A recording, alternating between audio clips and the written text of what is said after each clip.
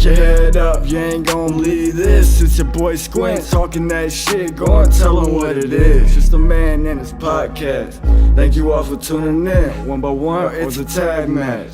Either way for me, cause I'ma make a bloodbath. TST, make you see stars when I throw hands. Keep on spitting bars after bars, like the cage, man. I'ma get the Hardy Boys off the ropes, make it rain, man. You ain't seen a dry damn thing. You get it? You keep on talking shit and the referee count your digits. That's at 1, 2, 3. When he finally get up, he can't say his fucking ABCs. Look, pick your head up, you ain't gon' believe this. It's your boy Squint talking that shit. Go and tell him what it is. Just a man and his podcast. Thank you all for tuning in. One by one, it's a tag match. Either way for me, cause I'ma make a bloodbath. TST, make you see stars when I throw hands. Keep on spitting bars after bars, like the cage, man.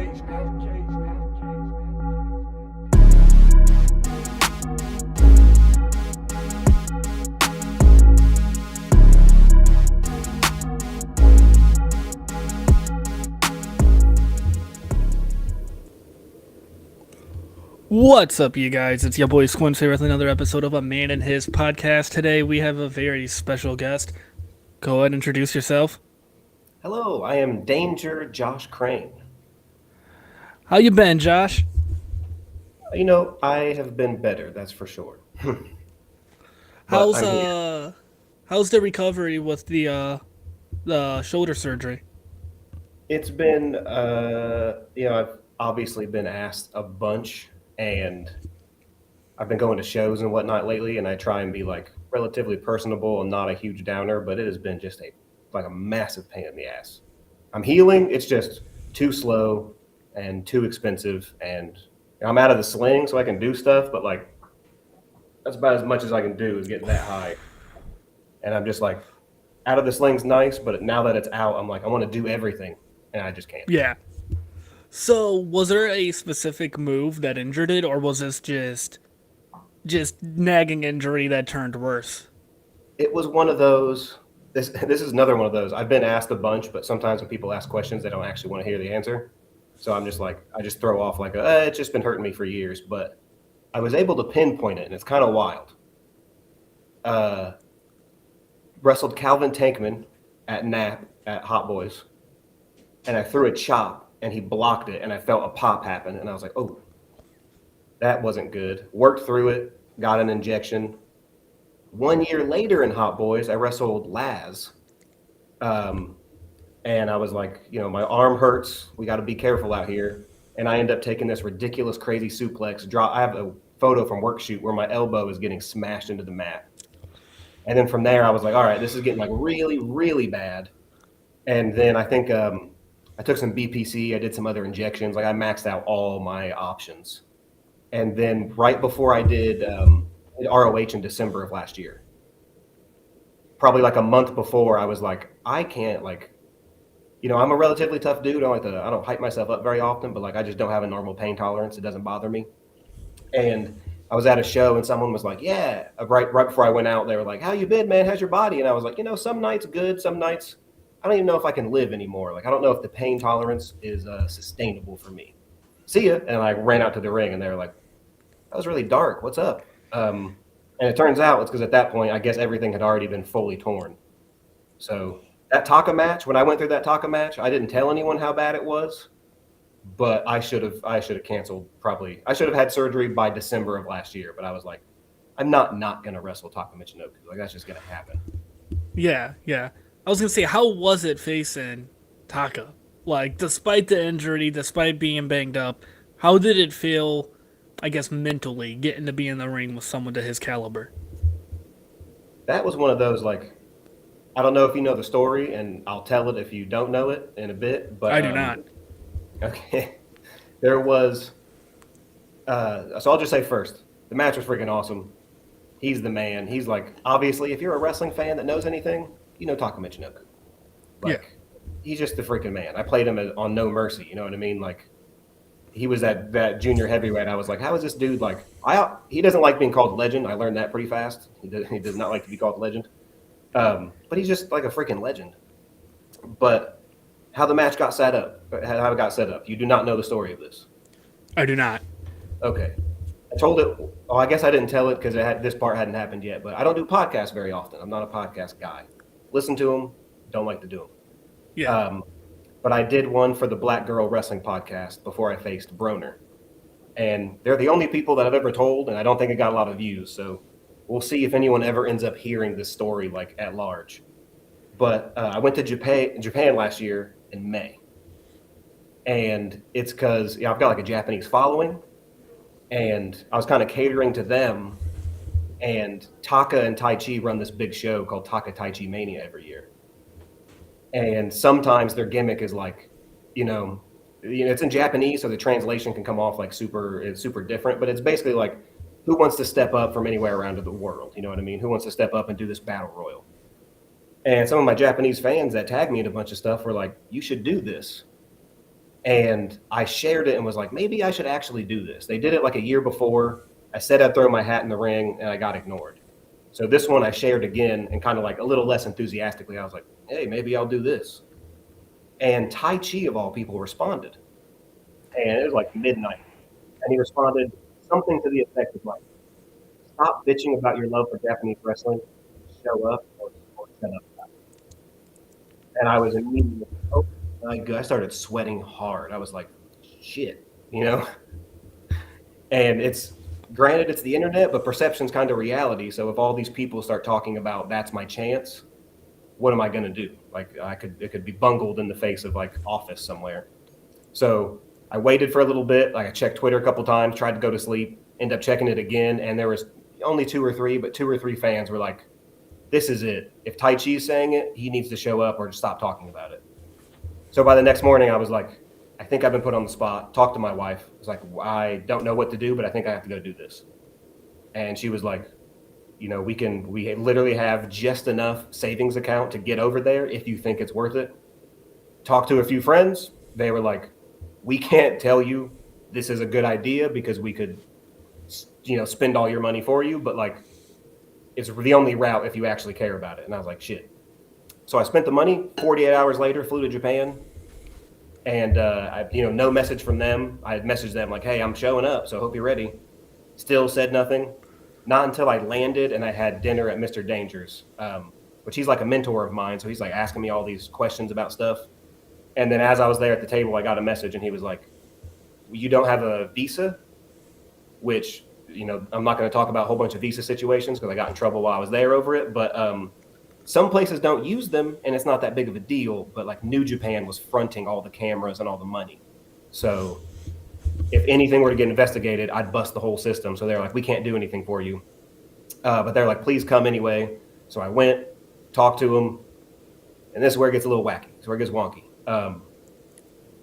I was a little pissed, but I was happy to be there. And I was with some sponsors. They were treating me really well. Fans were noticing me everywhere. So it was it was a huge deal. I felt really cool. It didn't feel like a waste for sure. I had like Ibushi started following me, like Marufuji and Yuji Nagata came up and talked to me. So all these dudes are they were recognizing that I made a huge sacrifice. And I'd made public my dog died while I was on the plane. She was having neck issues and she had to get put down because she just couldn't pick her head up. It was a rough situation. So they were all giving me a bunch of respect for that. But then I talked to Taka after the show and they're tearing down. Korakuen does 5 shows a day. So they got to tear down, let the next person come in and take a picture with them. It's cool. And he's like, can't find Tai Chi. So we got to get out of here. I'll see you later. Go talk to this other dude. And I was like, awesome, sweet. By the time I got to dinner afterwards, I'm getting messages again from fans. And they're like, one of them was interesting because it was a person that doesn't follow me. It was almost like a burner account. And they were just like, hey, I don't know you very well, but I'm on Tai Chi's YouTube. And he's live right now saying you are completely fucking buried in Japanese wrestling. You have no chance to come back. He can't believe you didn't say hello to him. Your chances are done. And once again, I'm sweating bullets. I'm about to lose my fucking mind. Trying to be a respectful foreigner, but I'm in this tiny little Chinese restaurant in Japan. I was about to lose my freaking mind. And reached out to Taka. We kind of had a conversation back and forth where he was like, I guess a bunch of people that support me were kind of attacking them for a laugh. And they weren't even attacking them. They're just kind of lightly criticizing, a very light roast. But I guess in Japanese culture that they don't do that, so it's a big deal. But they were like, why would you you know his drive is there. Why would you invite him so boldly and then not tell him until he gets here that you have nothing? They're not exactly wrong. You know what I mean? But I wasn't saying anything about it. And Taco was just like, yeah, we just didn't know why they were being so harsh on us. And I was like, dude, no skin off my nose. This was a huge opportunity. Like, it's been a rough time, but like I got a lot out of this. I made a lot of connections. They're just passionate fans. Like I can't control the fans. And he was just like, yeah, totally. And I was like, well, what about this Tai Chi talking shit thing? You kind of didn't clear that bit up. Are you gonna like pass the message along? Are we gonna have a chat about this? Radio silence for 4 months. Finally, he reached out to me and said he was coming to the States at some point, and maybe we can get something worked out. And I was like, oh, if you're being for real, like, is this another one of those, like, you're just going to go cold on me again? And no, he stayed true with it, kept hitting me up. We ended up getting them booked. A bunch of Japanese fans came together for it and made sure that I was in the news, like, well after it happened, but they were like, we're going to get this match publicity, which was an extra little bit of, like, sting to my injury because I knew I was injured when they were telling me that. And I was like, man, this article's not going to come out. It made, like, front page Yahoo, but it came out 3 weeks after the match, and I was already, quietly signing up for surgery. I knew I was going to have to get it. So I was like, damn, I can't capitalize on all this publicity because I can't go back out to Japan for like a year now. Yeah. So, very long-winded story to say Taka was the man, but there was a lot of tumultuous backstory. So, like, when him and I were hitting each other, people were like, Anakin Murphy, I love that man. He's a great dude. And he walked up and was like super positive because I was shitting myself nervous. And he's like, look at all these people. They're here for you and Taka. Like, how awesome. Are you ready to wrestle them? And I was like, everyone's expecting to be like, yes, sir, I'm ready to wrestle the best junior heavyweight. And I was like, I'm going to knock this motherfucker out. Like, I am going to stretch him in my ring, in my city. I'm like not intimidated. And then, we were, beating the shit out of each other. That's for sure. And there were moments he was like pulling my right arm super hard. And I'm just like, literally at one point I put my hand in my mouth and was like, just like endure the pain for a little bit longer. There's no way he could be pulling on it this long. And then, there he goes. Do it again. Put it behind my back, put it over my head. I was like, damn, dude, ease up a little bit. Like, come on. Was he aware of your injury going into that? Like, did you let him know beforehand, hey, I have this nagging injury, or did you just... Yeah. He was very sure. He even did the whole, like, his English isn't incredible, but I tweaked it even worse the night before against Jeffrey John at Wrestle Arts. Yeah. So I had to, I taped it and put a thing over it. And as I put the stuff on it, he was like, he kind of pointed at my shoulder and he was like, maybe injury? And I was like, yeah, maybe injury. And then the next time we talked to each other, right before we go out, I was like, I'll see you out there, Taka. And he just pointed at my arm. And I was like, this motherfucker's going to snap me in half, I think. Like, he's playing. Yeah, cool. either he's going to rip my arm off. He's just letting you know. He's letting you know. So it's safe to say that was like one of your ultimate dream matches to have. Is there anyone else now, like when you get back from injury, is there anyone else like you have your eyes set on that you want to face? Yeah, that's a tall order. There are so many people, especially being out. All I do is think about wrestling all day long. But like, there's like big names I want to wrestle. You know what I mean? Like there's dudes in AEW or Ring of Honor, and then there's like just on the indies level. But some top ones is like Gresham's one of my number one. I almost had it too, like right before injury. It was supposed to happen in April, and then something happened. But we wrestled each other when I was like, I think I was 18 in 2013, and we had a match, and then we just never touched again. Moriarty's one I really want to wrestle. He's like definitely top of the list. We've crossed paths a couple times, but we've never actually had a match together. And then like I've wrestled him already, but I want to wrestle Gary J again. Oh. Anakin in like a regular match would be cool. Because we've had a tag match and we had a hardcore at Unsanctioned, but we've never just wrestled one-on-one or gone like hardcore at Unsanctioned's fun. And I've not done a death match since 2023, but I've told them a couple times, if I were to come out of like deathmatch hiatus, it would be you and I balls to the wall going like really insane. And I'm sure there are others, but like for the big ones, those are the ones I'm like, I want those right when I come back. With the mention of deathmatch, I have a question from Tripping Bulls for you.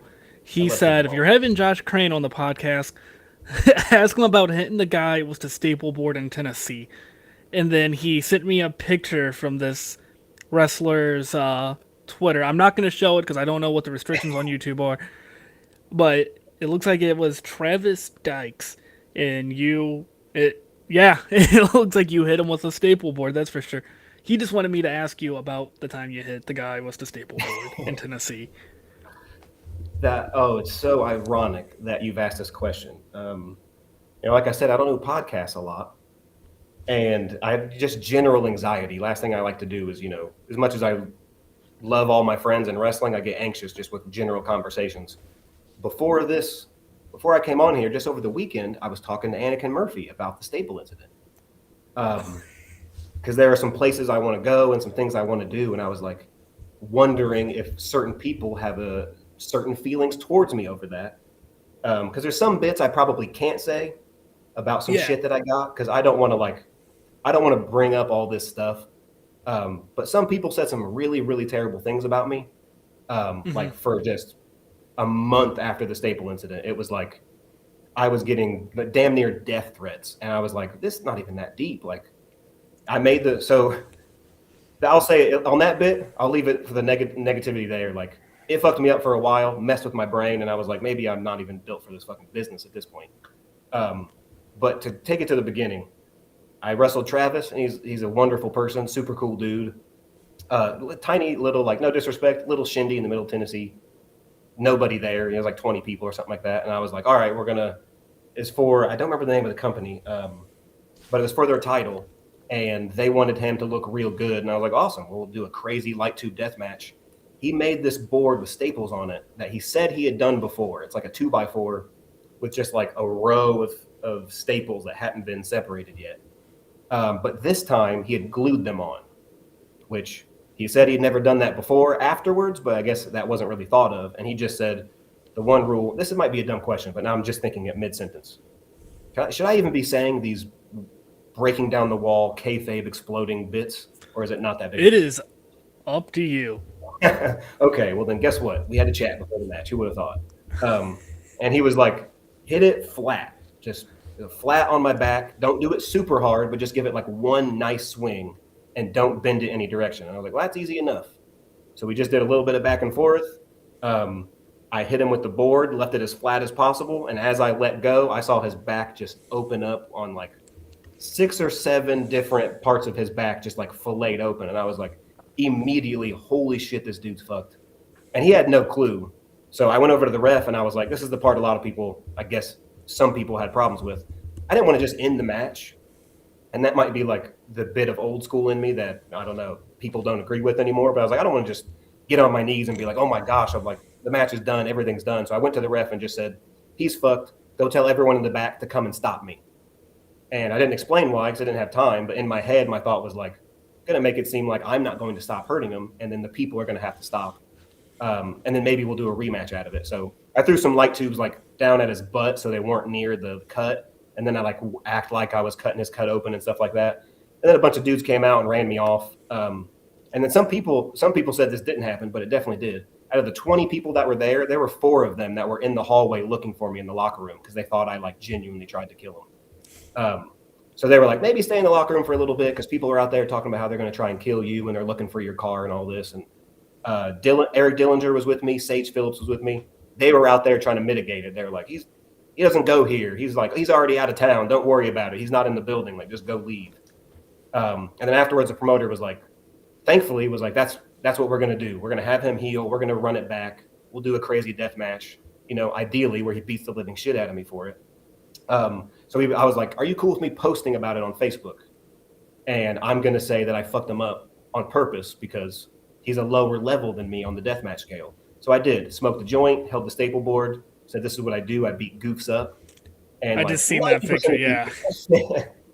It was so dumb, but like 90% of people were like, well, this is cool. Usually you're like positive mental attitude, Josh Crane. Like, this is a nice direction. But then 10% of people thought I was a legitimate deranged lunatic. And it's like, I love wrestling and I'm a huge defender of kayfabe in a world that probably shouldn't. But I was like, you guys know this isn't real, right?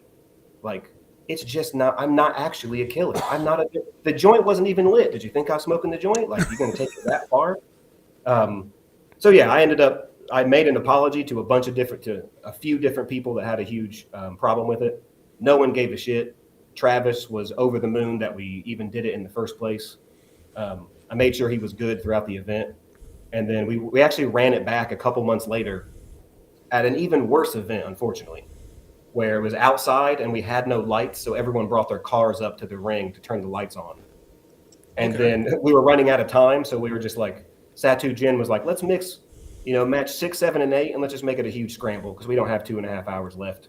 And we just had like a 5-man death match schmoz. And Travis finally got his comeuppance and beat me with light tubes and stuff like that. So thank you, Trippin' Balls, for bringing up just one of the darkest points in my wrestling career for sure. Tripping Balls, he loves to bring up just like, I don't know how to explain it, like just obscure, I guess, wrestling moments. Like he'll randomly send me stuff from like mid-2000s IWA. And he's like, "Do you ever see this?" And I'm like, "No, what the hell is this?" And it's just two people I've never heard beating the shit out of each other. But I have some other questions coming from Just Jay. They have 3 questions. Okay. First one, they need you to rank donut shops, both local and nationwide.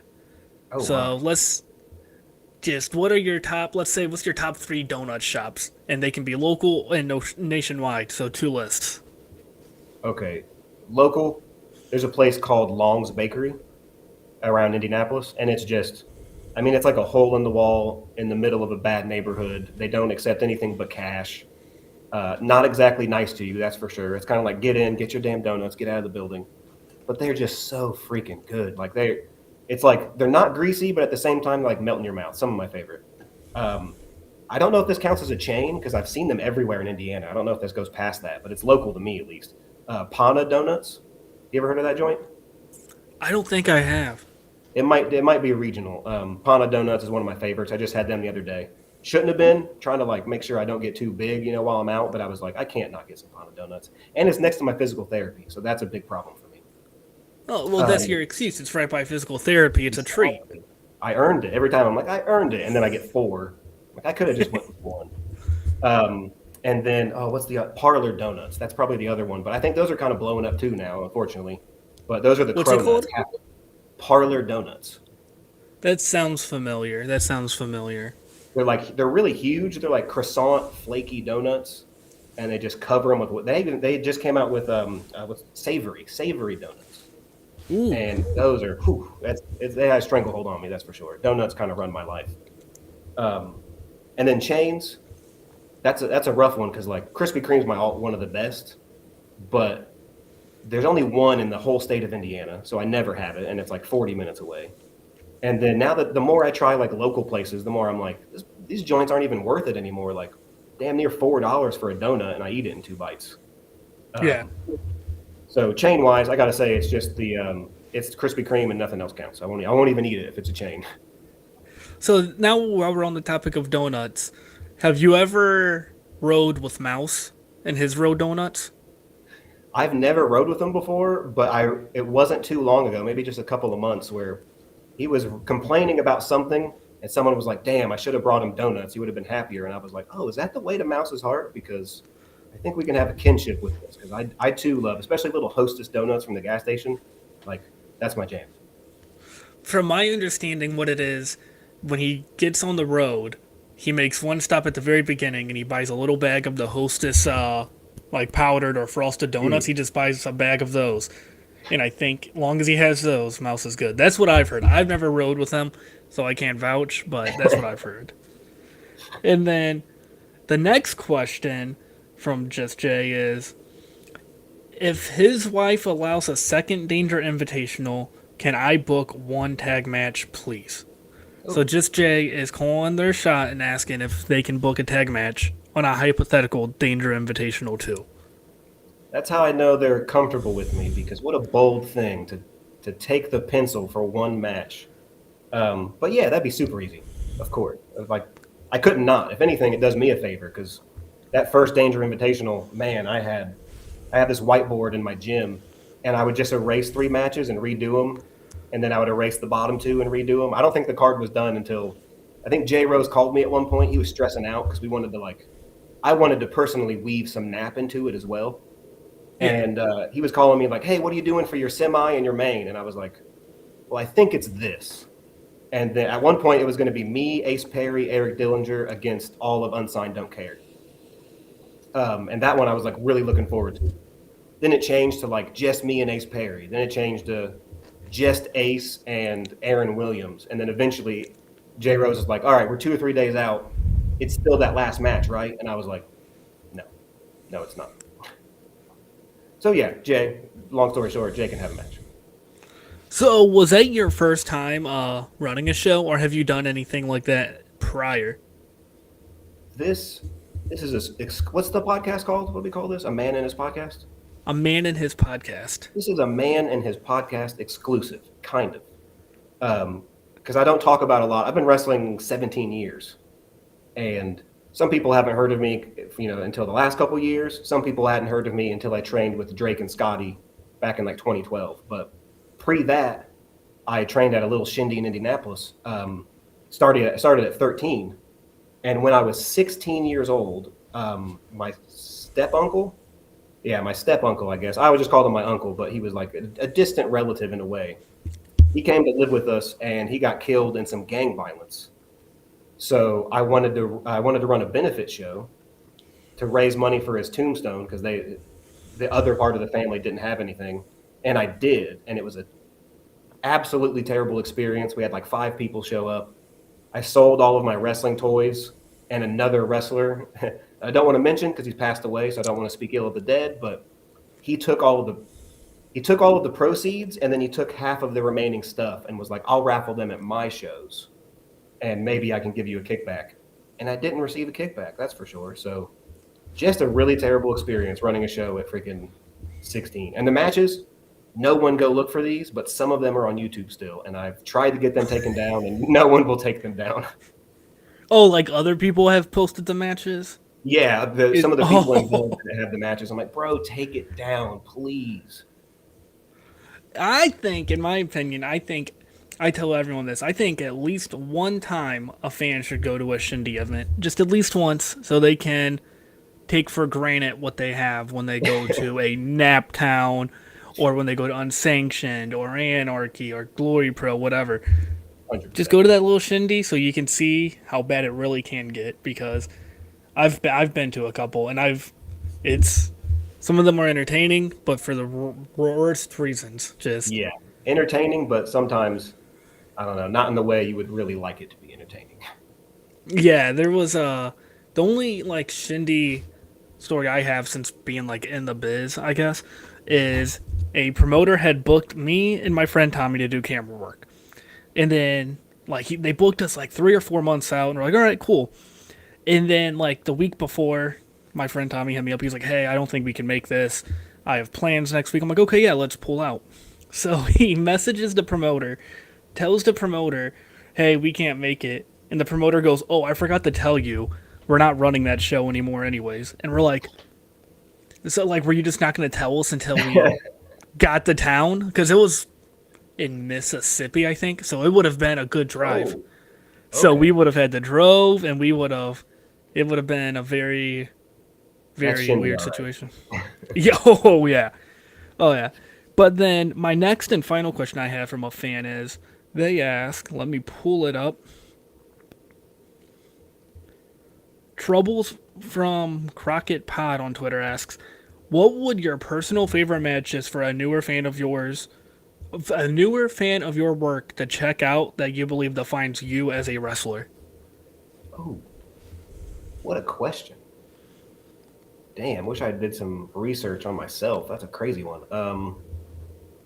Probably off the top of my head, I'll say like 3, I guess, because that's a nice number. Yeah. Maybe myself, the main of the Danger Invitational, myself, Aaron Williams, Ace Perry. Those two as wrestlers are just like super important to me in my career.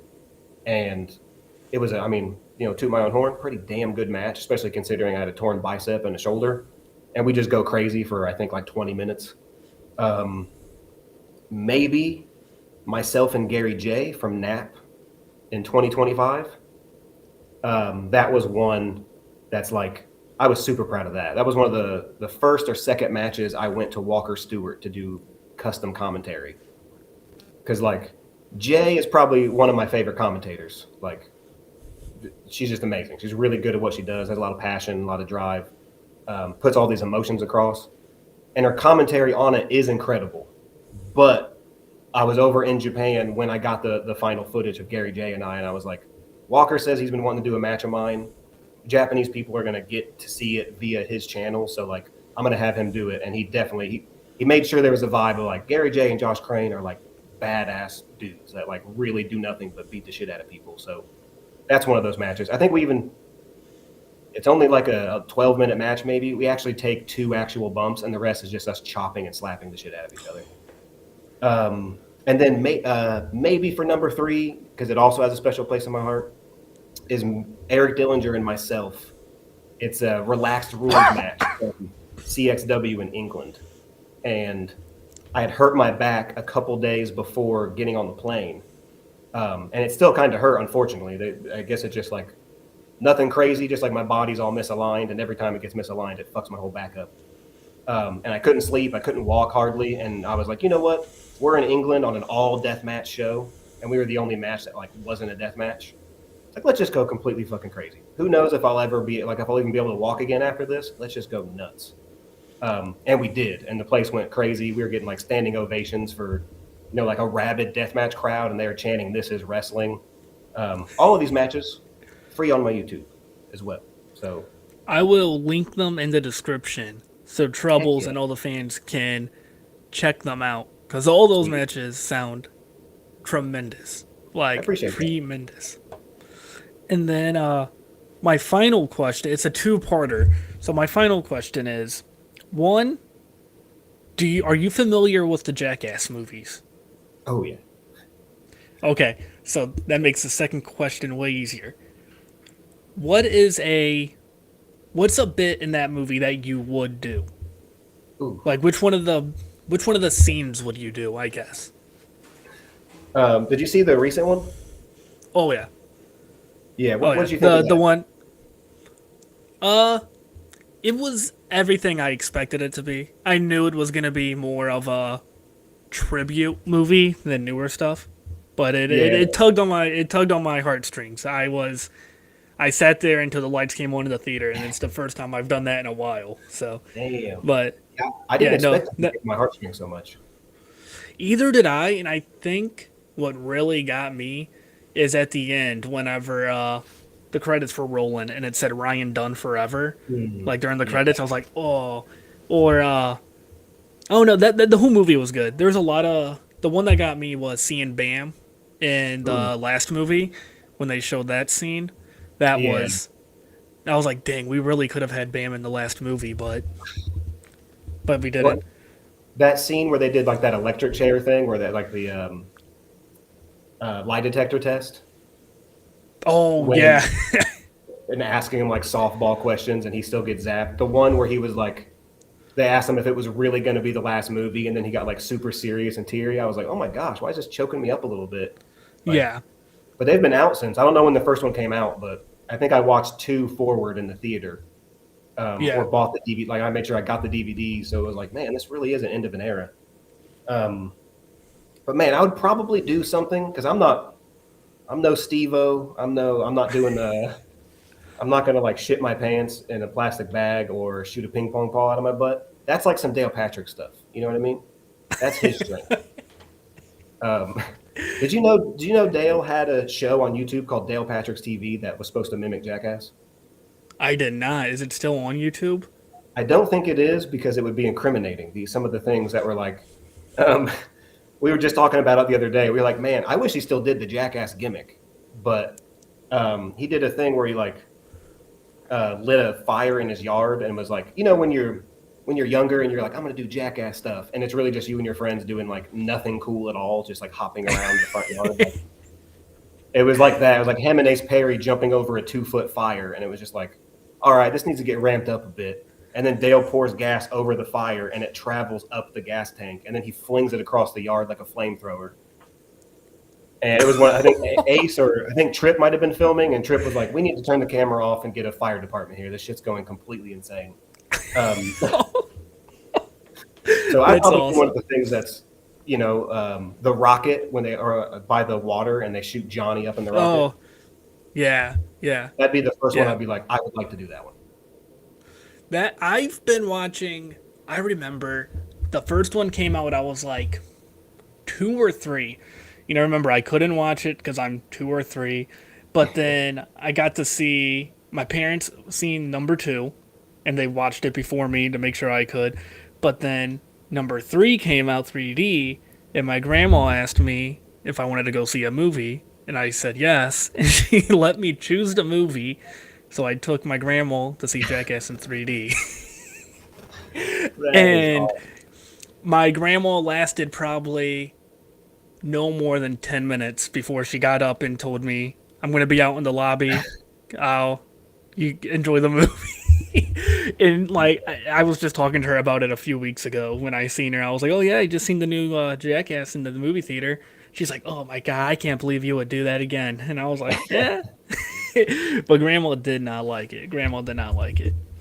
But then I have the grand finale question. I ask everyone this, and I'm really looking forward to your answer because you're a generally positive dude. If you could give any piece of advice to the audience listening, what would it be? It doesn't have to be related to wrestling. It doesn't have to be related to anything in general. Just any piece of advice that you would give to the audience. Yeah, this might be. It's definitely goes towards wrestling a little bit, but this might be a little esoteric and like some people call it a little hoity-toity advice. But like I've really been following this the last little bit. Um, like your mentality is genuinely like everything in life. And I'm definitely one to talk because I've not had a great mentality lately, and I've been trying to like force it. And sometimes you just can't, unfortunately. But like how you think and how you think every day, like directs your path throughout the day and throughout the weeks and throughout the months. So like if you're constantly thinking shit's terrible and I'm bad and I have no opportunity and I never do anything good, it's like all you're gonna get really. There, I'm sure the world, the universe will eventually something's gonna happen at some point because luck is luck. But if all you do is complain about everything all day long, like that's all you're gonna get. As opposed to not saying this is like full blown manifesting, but I try to have a mindset where it's like today is going to be a good day. Sometimes I even know it's not going to be a good day. It's going to be a terrible day. And I'm just like, today's going to be a good day because at least I'm alive or there's opportunity for something to happen. And usually before I know it, maybe the tiniest little thing ends up happening. Like a friend reaches out with some sort of cool information or like, this is on the super low scale, but like my favorite show drops on Netflix and I didn't know the new season was coming out. And I was like, damn, things really aren't as bad as I would have thought had I not just been like, try and think positively and make it an action. You know what I mean? Absolutely, absolutely. I love that. And then before we wrap this up, do you want to let the people know where they can find you on social media, any Mm. merch, websites, stuff to that nature? Yeah, I'm on X, Twitter, jcrane317, Instagram, same handle. You can find me on Facebook if you're old like me and you still fuck with Facebook. Trying to combat the oldness, I just started a TikTok. Not doing great at it so far, but Josh Crane on TikTok. And I think I've got a merch site. It's what the hell is it called? A fourth wall. I don't have an actual domain. It's like you can find it on all my socials. It's like J Crane Shop dash fourth wall something or other. So, but it's on my socials and it's got a bunch of sick merch on there. So that's about all the places and YouTube. But that'll be linked. So easy peasy. Awesome, awesome. Is there anything else you want to say before we end this? When does this air? Well, it's live right now, but then I'm gonna upload it. Shit. I'm gonna upload it sometime this week. Yeah, we were live this whole time. Glad I didn't say anything terrible. That was a close one. I now see that it says live above my head, and I had zero idea. My bad. I thought I mentioned that to you. But um, no, I'm gonna I guess upload just this sometime this week. okay, sweet. So I guess for the live people, if you're relatively local, even if you're not really across the board, Nap's got 3 shows this weekend: Friday, Saturday, and Sunday, and they're all just freaking crazy. I mean, you got Broner Bankston, Eric Dillinger, the Dragons of Dale Patricks and Ace are going up against GAY for the tag titles. That's freaking bonkers. But then aside from that, just like support I feel like Midwest independent wrestling is as strong as it's ever been. And I don't want to be a hater, but like people aren't talking about us like they're talking about the East and the West Coast at the moment. It's like we've got St. Louis Anarchy, NAP, TWE, House of Heat's a kind of like they're up in northern Indiana, but they're getting up there now. I'm like, all right, we're gonna have more in Indiana. Like places are starting to pop off. So Unsanctioned Ohio, like support these independent companies because they're awesome, and if we don't support them, they will go away. Yeah, exactly. Well, that's going to do it. Thank you, Josh, for coming on. I'm glad we were able to make this work. As for the audience, you can leave 1 star, 5 stars, thumbs up, thumbs down. I don't really care. That'll be